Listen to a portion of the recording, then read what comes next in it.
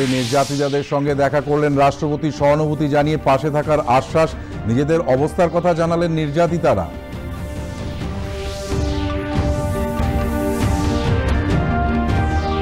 বিকশিত ভারত গড়ার লক্ষ্যে পরামর্শ চেয়ে দেশবাসীকে চিঠি প্রধানমন্ত্রী নরেন্দ্র মোদী।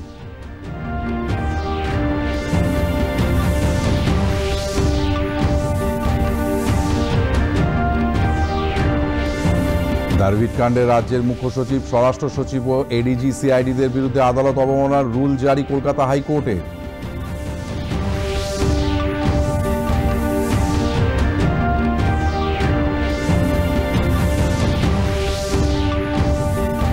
দারভিট কাণ্ডে রাজ্যের মুখ্য সচিব, স্বরাষ্ট্র সচিব ও এডিজি সিআইডিদের বিরুদ্ধে আদালত অবমাননার রুল জারি কলকাতা হাইকোর্টে।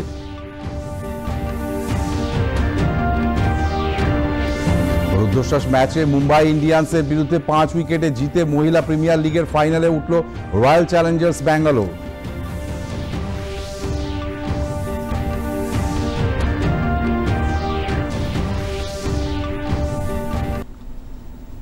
আসছি বিস্তারিত খবরে। লোকসভা নির্বাচনের দিনক্ষণ ঘোষণা করা হবে আজ। নির্বাচন কমিশনের তরফে এক বিজ্ঞপ্তিতে একথা জানানো হয়। আজ দুপুর 3টের সময় দিল্লির বিজ্ঞান ভবনে সাংবাদিক সম্মেলন করে নির্বাচনের দিন ঘোষণা করা হবে। একই সঙ্গে সিকিম, অন্ধ্রপ্রদেশ, তেলেঙ্গানা ও ওড়িশা এই 4 রাজ্যে বিধানসভা নির্বাচনের দিনক্ষণও ঘোষণা করা হতে পারে। ভোটের দিন ঘোষণার সঙ্গে সঙ্গে কার্যকর হবে নির্বাচনী আদর্শ আচরণবিধি।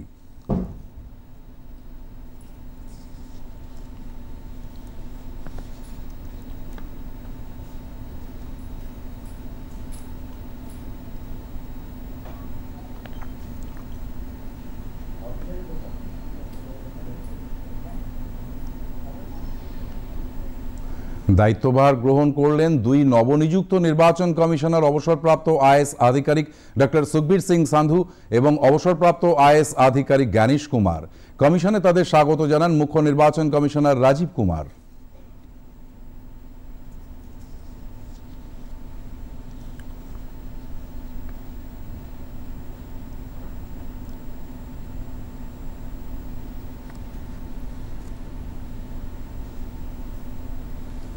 ভোটের দিন ঘোষণা সংক্রান্ত নির্বাচন কমিশনের বিজ্ঞপ্তি প্রসঙ্গে বিজেপি নেতা শাহনওয়াজ হুসেন জানিয়েছেন, নির্বাচনের জন্য তাদের দল প্রস্তুত।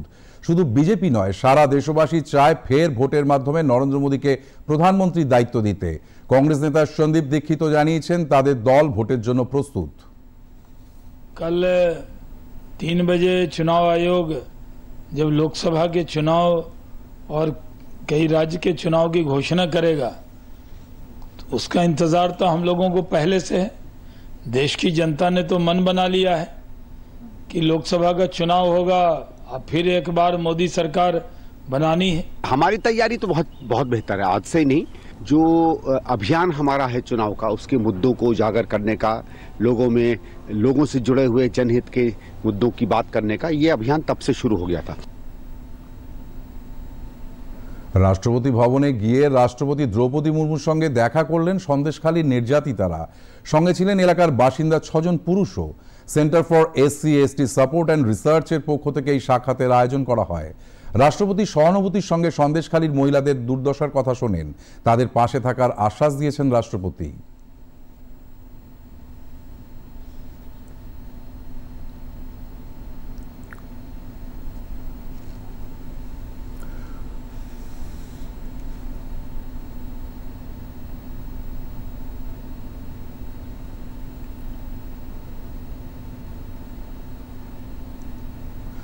সন্দেশখালী নির্যাতিতারা দিল্লির কনস্টিটিউশন ক্লাবে সাংবাদিক সম্মেলন করে তাদের উপর নির্যাতনের কথা তুলে ধরেন।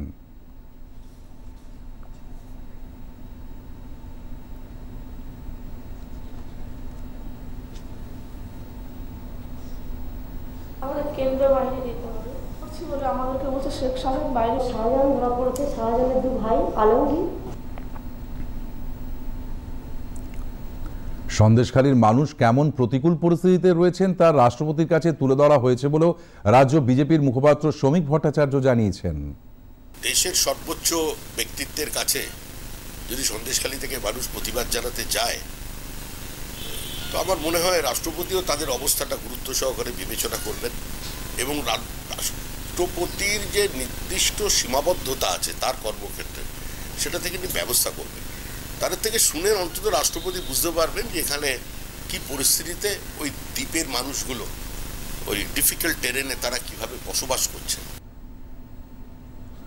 দাড়িভিট কাণ্ডে রাজ্যের মুখ্য সচিব, স্বরাষ্ট্র সচিব এবং এডিজি সিআইডির বিরুদ্ধে আদালত অবমাননার রুল জারি করলেন কলকাতা হাইকোর্টের বিচারপতি রাজশেখর মান্থা। 6 বছর আগে 2018 সালের সেপ্টেম্বর মাসে বাংলা ভাষার শিক্ষক নিয়োগের দাবিতে উত্তর দিনাজপুরের দাড়িভিট উচ্চ বিদ্যালয়ে তুমুল ছাত্র বিক্ষোভের সময় পুলিশের গুলিতে 2 প্রাক্তন ছাত্রের মৃত্যু হয়েছিল। সেখানে বিস্ফোরণের অভিযোগ ওঠায় কলকাতা হাইকোর্ট পুরো ঘটনার এনআইএ তদন্তের নির্দেশ দিয়েছিল। কিন্তু দাড়িভিট কাণ্ডে তদন্তকারী সংস্থা সিআইডি এতদিনেও এনআইএকে প্রয়োজনীয় কাগজপত্র হস্তান্তর না করায় আদালত অবমাননার মামলা দায়ের করা হয়। আগামী 5ই এপ্রিল রাজ্য প্রশাসনের 3 কর্তাকে আদালতে হাজির হওয়ার নির্দেশ দেওয়া হয়েছে বলে জানিয়েছেন মামলাকারীর আইনজীবী পার্থ ঘোষ। যে এনআইএ কে সিআইডি কে চিঠি দিয়েছিল যে যা কাগজপত্র যা আছে কোর্টের অর্ডার অনুযায়ী সেটা তারা কমপ্লাই করবে এবং সেই কাগজপত্র যাতে হ্যান্ড ওভার করা হয় এনআইএকে। কিন্তু এইটা না এনআইএকে ওরা কোনো হ্যান্ড ওভার করেছে, না সিআইডি কোনো স্টেপ নিয়েছে এই ব্যাপারটাতে। পরবর্তীকালে এটা কিভাবে কি তদন্তটার অগ্রগতি করা যায় কলকাতা হাইকোর্টের অর্ডার অনুযায়ী। আজকে আমি কন্টেম্প পিটিশন ফাইল করেছিলাম, কিন্তু ওনারা কিছু দেয়নি বলে আজকে জাস্টিস রাজশেখর মান্থা, আমাদের হোম সেক্রেটারি, চিফ সেক্রেটারি এবং আজকে যিনি আমাদের সিআইডির প্রধান আছেন তাদের এগেনস্টে 3 জনের এগেনস্টে রুল ইস্যু করেছে। আর হোম সেক্রেটারি আছেন, চিফ সেক্রেটারি, হোম সেক্রেটারি এবং আমাদের এডিজি সিআইডি সবাইকে অ্যাপিয়ার হয়ে তার রুলের অ্যান্সার দিতে হবে। রাজনৈতিক স্বার্থে রাজ্য সরকার দাড়িভিট কাণ্ডে তদন্তভার এনআইএর হাতে তুলে দেয়নি বলে অভিযোগ করেছেন রাজ্য বিজেপির মুখপাত্র শ্রমিক ভট্টাচার্য। দেখুন, এর জন্যই তো বলছি এই সরকারটা থাকলে কোনো কিছুই করা সম্ভব নয়। ভোট পরবর্তী হিংসায় আদালতের নির্দেশে সিবিআই যে তদন্ত করছে সেখানে রাজ্য পুলিশের তো সহযোগিতা অনেক দূরের কথা, তারা সাক্ষীদের হস্টাইল করেছে, ভীত সন্ত্রস্ত করেছে, প্রমাণ লোপের ব্যবস্থা করেছে। তো এক্ষেত্রে তারা দাড়িভিটের ক্ষেত্রেও সেটা হবে, এটাই তো স্বাভাবিক। যদি সহযোগিতা করতো সেটাই অস্বাভাবিক হতো। এখন একটু বিরতি, পরে রয়েছে আরো খবর। ডেজার্ট এসে গেল কিন্তু আমাদের চ্যাম্পিয়ন এখনো এলো না। বিল পে করার আগে আসবে তো। সো গার্লস, কি চলছে? বিলিং চলছে। চল তোর কার্ডটা দে। পিনটা দে। আরবিআই বলে যে নিজের পিন, ওটিপি, সিভিভি অথবা ইন্টারনেট ব্যাংকিং পাসওয়ার্ড কাউকে যেন না দেয়। অনলাইন ব্যাংকিং শুধু নিজের কম্পিউটার, মোবাইল অথবা সিকিউর নেটওয়ার্ক থেকে যেন করেন। এটা খাওয়ার চ্যাম্পিয়নশিপ ছিল নাকি? আরবিআই বলে জেনে রাখুন, সতর্ক থাকুন। ভোটের দিন ঘোষণা না হলেও নির্বাচনী প্রচার শুরু করে দিয়েছেন বিজেপি। প্রধানমন্ত্রী নরেন্দ্র মোদী আজ তেলেঙ্গানার নগর কুর্নুলে একটি জনসভা করবেন।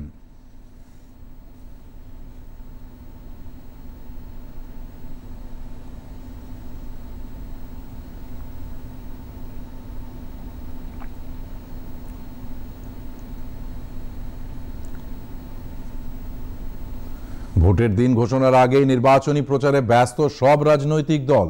বিজেপি আগে থেকেই নেমেছে ভোটের প্রচারে। আজ প্রধানমন্ত্রী নরেন্দ্র মোদী কর্ণাটকের কলবুর্গিতে একটি জনসভা করবেন।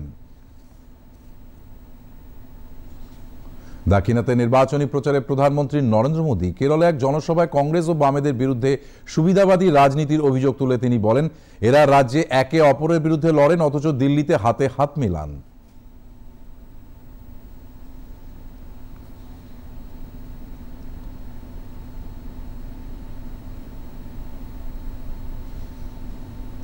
जहां आपके सामने कांग्रेस वाले लेफ्ट सरकार को फांसीवादी कहते हैं और कम्युनिस्ट पार्टी के लोग कांग्रेस को घोटालेबाज पार्टी कहते हैं, और फिर दिल्ली में ये लोग आपस में मिलकर गठबंधन कर लेते हैं।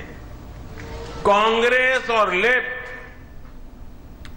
इन दोनों ने ही केरला को खूब ठगा है। इस खेल को केरला के लोग अब समझ गए हैं।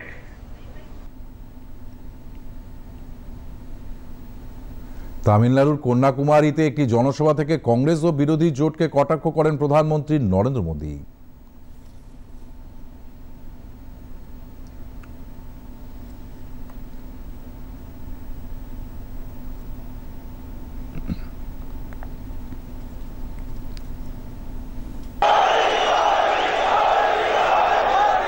साथियों, ये दिल्ली में बैठे हुए लोगों की नींद खराब हो रही है कि कन्याकुमारी से आवाज उठ रही है के और कांग्रेस का इंडी अलायंस कभी भी तमिलनाडु को विकसित नहीं बना सकता। इन लोगों की हिस्ट्री घोटालों की है। इन लोगों की राजनीति का आधार लोगों को लूटने के लिए सत्ता में आना है। एक तरफ बीजेपी की कल्याणकारी स्कीम होती है, दूसरी तरफ इनके करोड़ों के स्कैम होते हैं। প্রধানমন্ত্রী নরেন্দ্র মোদী দেশের সর্বস্তরের মানুষের উন্নয়নকে অগ্রাধিকার দিয়ে এসেছেন। এবারও ভোটের আগে জনগণের দরবারে গেলেন প্রধানমন্ত্রী নরেন্দ্র মোদী। বিকশিত ভারত গড়ার লক্ষ্যে পরামর্শ চেয়ে দেশবাসীকে চিঠি দিয়েছেন প্রধানমন্ত্রী নরেন্দ্র মোদী। তাই চিঠিতে বলেছেন, গত 10 বছরে দেশবাসীর জীবনে পরিবর্তন এসেছে। 140 কোটি ভারতীয়ের বিশ্বাস ও সহযোগিতা তাকে উদ্বুদ্ধ করেছে বলেও এই চিঠিতে উল্লেখ করেছেন প্রধানমন্ত্রী। তিনি আরও বলেছেন, গত 10 বছরে কেন্দ্রীয় বিভিন্ন প্রকল্পের সুফল সরাসরি সাধারণ মানুষের কাছে পৌঁছেছে। বর্তমানে দেশবাসী গর্বিত যে ভারত সারা বিশ্বে এক নতুন দিশা দেখিয়েছে। কেন্দ্রের বিভিন্ন গুরুত্বপূর্ণ সিদ্ধান্ত, যেমন নারী শক্তি বন্ধন আইন, 3 তালাক রদ, জম্মু কাশ্মীরে 370 ধারা প্রত্যাহারের মতো ঐতিহাসিক সিদ্ধান্ত গ্রহণ সম্ভব হয়েছে 140 কোটি ভারতীয়ের সহযোগিতায়। বিকশিত ভারতকে এগিয়ে নিয়ে যাওয়ার পথে পরামর্শ চেয়েছেন প্রধানমন্ত্রী। গত মঙ্গলবার সংশোধিত নাগরিকত্ব আইন কার্যকর করার বিজ্ঞপ্তি জারি করেছে কেন্দ্রীয় স্বরাষ্ট্র মন্ত্রক। দেশ জুড়ে নতুন করে শুরু হয়েছে বিতর্ক। বিভিন্ন মহলে সংশয় ও উদ্বেগের প্রেক্ষিতে কেন্দ্রীয় স্বরাষ্ট্রমন্ত্রী অমিত শাহ বলেছেন, নাগরিকত্ব সংশোধনী আইন সিএএ নিয়ে কারোর ভয় পাওয়ার প্রয়োজন নেই। এই আইন কারোর নাগরিকত্ব কেড়ে নেবে না। या तो किसी और व्यक्ति को डरने की जरूरत नहीं है, क्योंकि सीएए में किसी की नागरिकता लेने का प्रावधान ही नहीं है। सीएए सिर्फ और सिर्फ 3 देश अफगानिस्तान, पाकिस्तान और बांग्लादेश से हिंदू, सिख, बौद्ध, क्रिश्चियन और पारसी, जो जैन और पारसी शरणार्थी आए हैं, इनको उनका अधिकार देने का कानून है। সিএএ কখনোই প্রত্যাহার করে নেওয়া হবে না বলে জানিয়েছেন কেন্দ্রীয় স্বরাষ্ট্রমন্ত্রী অমিত শাহ। सीए का कानून कभी वापस नहीं जाएगा और भारत की नागरिकता सुनिश्चित करना ये भारत का विषय है, भारत की संप्रभुता का निर्णय है। इसके साथ हम कोई कॉम्प्रोमाइज नहीं कर सकते। সিএএ নিয়ে সব বিরোধী দল মানুষকে ভুল বুঝিয়ে মিথ্যা রাজনীতি করছে বলে কেন্দ্রীয় স্বরাষ্ট্রমন্ত্রী অভিযোগ করেছেন। सारे विपक्षी दल, ओवैसी हो, राहुल गांधी जी हो, या अरविंद केजरीवाल हो, या ममता जी हो, ये झूठ की राजनीति कर रहे हैं। इसलिए टाइमिंग का महत्व नहीं है। भारतीय जनता पार्टी ने 2019 में अपने घोषणा पत्र में कहा है कि हम सीएए लेकर आएंगे और पाकिस्तान, अफगानिस्तान और बांग्लादेश के जो शरणार्थी है उनको नागरिकता देंगे। भारतीय जनता पार्टी का एजेंडा बहुत स्पष्ट है और वो एजेंडे के आधार पर हमें बहुमत मिला है। 2019 में ही ये बिल संसद के दोनों सदनों ने पार कर दिया। उसके बाद कोविड के कारण थोड़ा लेट हुआ। अब टाइमिंग का क्या महत्व है? মমতা বন্দ্যোপাধ্যায়কে সিএএ নিয়ে অযথা রাজনীতি না করার আবেদন জানিয়েছেন কেন্দ্রীয় স্বরাষ্ট্রমন্ত্রী। ममता जी को करबद्ध निवेदन आपके इस कार्यक्रम के माध्यम से करना चाहता हूं। पॉलिटिक्स करने के हजारों मंच है, प्लीज बांग्लादेश से आए हुए बंगाली हिंदुओं का अहित मत करिए। आप खुद बंगाली हैं, बांग्लादेश से जो बंगाली हिंदू आए हैं, इनको नागरिकता देने के लिए एक कानून है।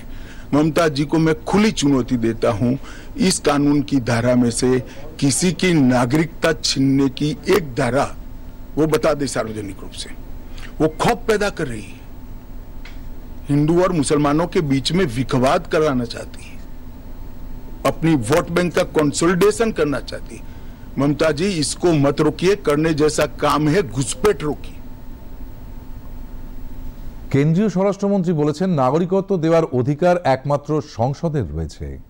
हमारे संविधान के अनुच्छेद 11 में संसद ने नागरिकता के बारे में कानून बनाने का अधिकार केवल और केवल भारत की संसद को दिया गया है।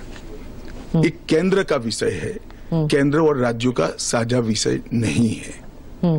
तो नागरिकता के बारे में कानून और कानून का इम्प्लीमेंटेशन, वो दोनों हमारे संविधान की 246/1 अनुच्छेद के माध्यम से इसको शेड्यूल 7 में डाला गया है, जो केंद्र की, इसकी तमाम शक्तियां केंद्र को दी गई है। সিএ আইন বিজেপি নিয়ে এসেছে বলে জানিয়েছেন কেন্দ্রীয় স্বরাষ্ট্রমন্ত্রী অমিত শাহ। এই আইন প্রত্যাহার করা অসম্ভব বলে স্পষ্ট জানিয়েছেন তিনি। इंडिया अलायंस सत्ता में नहीं आना है। मैं आज आपके चैनल पर कहना चाहता हूं, सीए के कानून को भारतीय जनता पार्टी की सरकार लाई है, नरेंद्र मोदी सरकार लाई है। इसको रिपील करना असंभव है। हम पूरे देश को जागरूक करेंगे और रिपील करने वालों को कहीं पर स्थान ही न मिले, इसी स्थिति होगी। और जहां तक असंवैधानिक होने का सवाल है, वो आर्टिकल अनुच्छेद 14 का हवाला देते हैं। वो भूल जाते हैं कि अनुच्छेद 14 में 2 अपवाद रखे हुए हैं। एक रीजनेबल क्लासिफिकेशन का अपवाद है और दूसरा कानून के उद्देश्यों के साथ लॉजिकल संबंध होना चाहिए। तो वो आर्टिकल 14 का वायोलेशन नहीं करता है। সিএ আদিবাসীদের অধিকার কখনো দুর্বল করবে না বলে জানিয়েছেন কেন্দ্রীয় স্বরাষ্ট্রমন্ত্রী। को हम जरा भी डाइल्यूट नहीं कर रहे हैं। हमने एक्ट में ही प्रोविजन कर दिया है कि जहां पर भी इनर लाइन परमिट है और जहां संविधान की 6ठी सूची में जो क्षेत्र शामिल किए गए हैं, इन पर वहां पर सीए नहीं लागू होगा और वहां के एड्रेस वाला एप्लीकेशन भी ऐप में अपलोड ही नहीं होता है।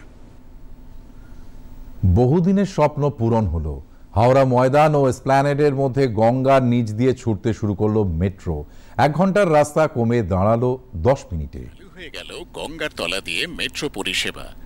1921 সালে ব্রিটিশ সিভিল ইঞ্জিনিয়ার হার্লে ডালরিম্পল হে প্রথম ভেবেছিলেন গঙ্গার নিচে সুড়ঙ্গ খুঁড়ে রেল লাইন পাতার কথা। 100 বছরেরও বেশি সময়ের পর সেই স্বপ্ন সাকার হল। ভারতে কোনো নদীর তলা দিয়ে মেট্রো চলাচল এই প্রথম। চলতি মাসের 6 তারিখে এর আনুষ্ঠানিক উদ্বোধন করেছিলেন প্রধানমন্ত্রী নরেন্দ্র মোদী। গঙ্গার তলা দিয়ে ছাত্রছাত্রীদের নিয়ে মেট্রো সফরও করেছিলেন তিনি। শুক্রবার এই পরিষেবা খুলে দেওয়া হল সাধারণ যাত্রীদের জন্য। ঐতিহাসিক এই সফরকে ঘিরে মানুষের মধ্যে ছিল চরম উন্মাদনা। কাজে বেরোনো মানুষজন তো বটেই, অনেকে আবার কেবল এই অভিজ্ঞতার সাক্ষী হতে 7 সকালে ভিড় জমিয়েছিলেন মেট্রো স্টেশনে। মেট্রো তরফে জানানো হয়েছে, গঙ্গার নিচে 520 মিটার সুড়ঙ্গ পেরোতে সময় লাগছে 45 সেকেন্ড। সেই সময় সুড়ঙ্গে জ্বলছে নীল আলো। গঙ্গা পেরোনোর সময় যাত্রীদের মধ্যে উচ্ছ্বাস ছিল চোখে পড়ার মতো। কাউকে কাউকে আবার অভ্যাসবশত কপালে হাত ঠেকিয়ে প্রণাম করতেও দেখা গেল। সোম থেকে শনিবার পর্যন্ত প্রতিদিন মোট 65 জোড়া ট্রেন চলবে এই লাইনে। ব্যস্ত সময় 12 মিনিট এবং অন্য সময় 15 মিনিট অন্তর এই পরিষেবা পাওয়া যাবে। তবে রবিবার এই সেকশনে কোনো মেট্রো চলাচল করবে না। প্রথম মেট্রো ছাড়বে সকাল 7টায়, শেষ মেট্রো রাত 9টা 45 মিনিটে। ঐতিহাসিক মেট্রো যাত্রার শরিক হতে পেরে উচ্ছ্বসিত যাত্রীরা।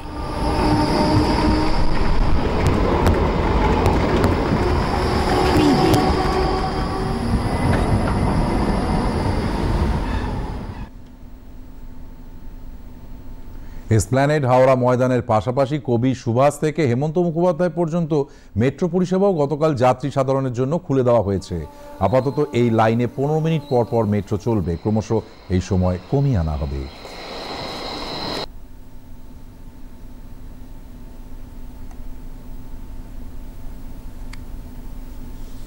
এই মেট্রোতে চলে সব জায়গায় যাতায়াত করতে পারবো, করতে পারবো, সেই জন্য খুব ভালো লাগলো। এখান থেকে এয়ারপোর্ট যাওয়ার জন্য খুবই সুবিধা হবে। এখন তো আপনার রুবিতে প্রথম শুরু হচ্ছে, আগে এয়ারপোর্ট পৌঁছতে প্রায় 2 ঘন্টা সময় লেগে যেত, এত ভিড় ভাট্টা থাকতো। সেটা মেট্রো রেলওয়ে, ইন্ডিয়ান রেলওয়ে এবং মোদিজি এটা আমাদের প্রচণ্ড সুবিধা করেছেন গড়িয়াবাসীর জন্য। তো এই সুবিধাটা আমরা কোনোদিনও স্বপ্ন ভাবিনি এই সুবিধাটা আমরা পাবো। আজ আমরা সত্যি আমরা নিজেরা খুব আনন্দিত এবং খুব খুশি। এই লাইনগুলো অতি অবশ্যই দরকার ছিল, কারণ কলকাতাতে আরো অনেক বেশি বেড়েছে। এখন এই সময় বাইপাসের উপর থেকে একদম সোজা এয়ারপোর্ট পর্যন্ত যে কানেক্টিভিটির যে প্ল্যানটা, এটা যদি শেষ পর্যন্ত করা যায় তাহলে খুবই ভালো হয়। ডিজিটাল প্রযুক্তির যুগে গুরুত্ব ক্রমশ কমতে থাকলেও এখনও বহুমুখী পরিষেবার জন্য পোস্ট অফিসের দিকেই চেয়ে থাকেন বহু মানুষ। দেখতে দেখতে 250 বছর পেরিয়ে এলো কলকাতার ডাকঘর। ঐতিহাসিক এই মুহূর্তকে স্মরণীয় করে রাখতে আয়োজন করা হয়েছে বর্ণাঢ্য উদযাপনে। গতকাল জিপিওর নানা তথ্য নিয়ে সুসজ্জিত ট্রাম বেরোলো কলকাতার পথ পরিক্রমায়। ধর্মতলায় এই ট্রাম যাত্রার সবুজ সংকেত দেন বেঙ্গল সার্কেলের মুখ্য পোস্টমাস্টার জেনারেল নীরজ কুমার। উপস্থিত ছিলেন পদ্মশ্রী বোম্বাইলা দেবী লাইস্ট্রম। নীরজ কুমার বলেন, রানার ডাক হরকরা থেকে এই 250 বছরের পথ চলায় মিশে রয়েছে নানা বর্ণোজ্জ্বল ইতিহাস। তাকেই জিপিওর ছবির প্রদর্শনীর মাধ্যমে মানুষের সামনে তুলে ধরা হয়েছে।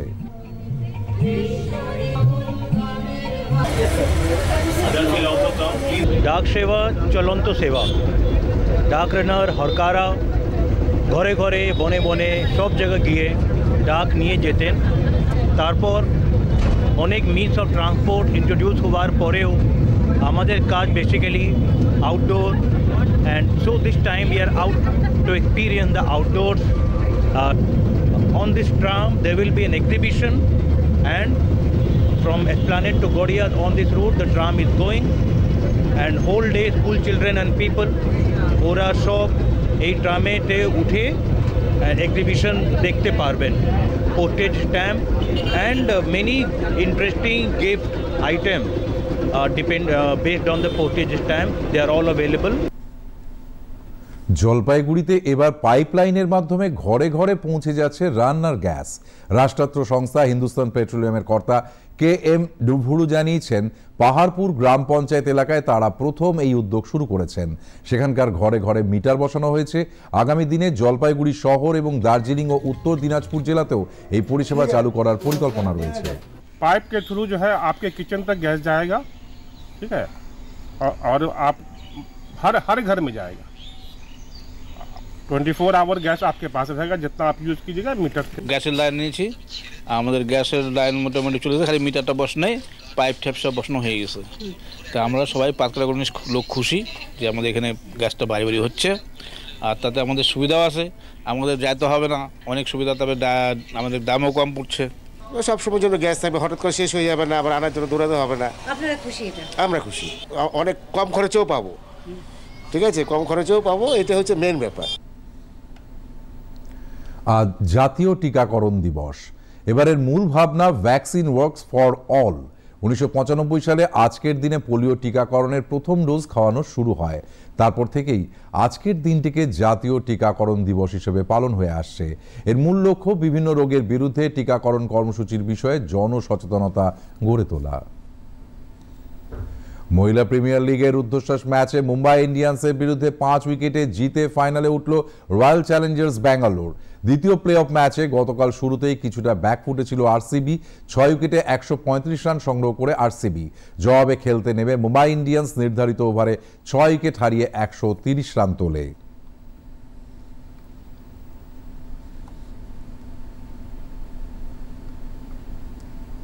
আবহাওয়ার খবর। আলিপুর আবহাওয়া দপ্তর জানিয়েছে, আকাশ আংশিক মেঘলা থাকবে। দুপুর বা সন্ধ্যের দিকে বৃষ্টি অথবা বজ্রবিদ্যুৎ সহ বৃষ্টির সম্ভাবনা। এখন দেখে নেব রাজ্যের কয়েকটি জায়গার সর্বোচ্চ ও সর্বনিম্ন তাপমাত্রা। দার্জিলিংয়ে সর্বোচ্চ